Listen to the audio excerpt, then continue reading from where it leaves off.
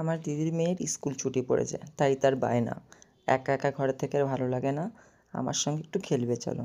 তাই আমিও চলে গেলাম মিনি কিচেনে রান্না করতে। দেখুন কাঠ তো জ্বালাইনি, কেন একটু একটু করে দিতে হয়। তাই ভাত করে নিয়েছি, হলুদ পুঁটি মাছ, এইটা একটা ছোটো ছোটো যে মাছগুলো।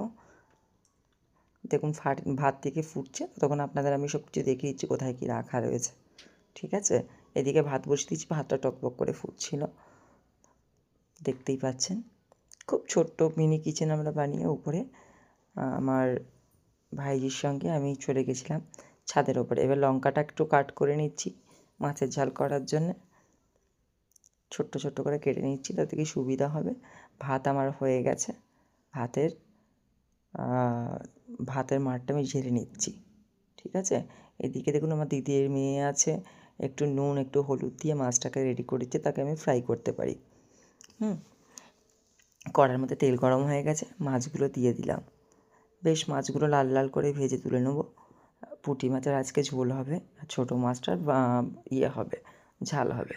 আর ভাত তো আগেই হয়ে গেছে, আপনারা দেখলেন। ভাতের মাঝখানে দেখুন খুব সুন্দর লাল লাল করে পুঁটি মাছটা ভাজা হয়ে গেছে। পুঁটি মাছটা লাল লাল করে ভেজে নিয়েছি, দেখতে পাচ্ছেন। এটা না একটু প্রবলেম হচ্ছিলো ধরার জন্যে, ধরার কিছু ছিল না। আর যেহেতু গরম হয়ে গেছিলো, ফের একটু নুন একটু হলুদ নিয়ে যে ছোটো মাছগুলো ছিল, চুনো মাছগুলো, সেগুলো আমার দিদির মেয়ে মেখে নিচ্ছিলো। কি মাসি আমি রেডি করে দিই, আমি গরমে হাত দেবো না, তাই ওকে রেডি করতে দিয়েছিলাম। তার মধ্যে আমি মাছটা পাল্টে কুল্টে যতগুলো পুঁটি মাছ কাটা ছিল সেগুলো সব ভেজে লাল লাল করে ভেজে উনুনের থেকে তুলে নিয়েছিলাম, দেখতে পাচ্ছেন। পুঁটি মাছ ভেজে আমার রাখা হয়ে গেছিলো। এবার হয়েছিল চুনো মাছটা রান্না করার সময়। তা চুনো মাছটাকে একটু লঙ্কা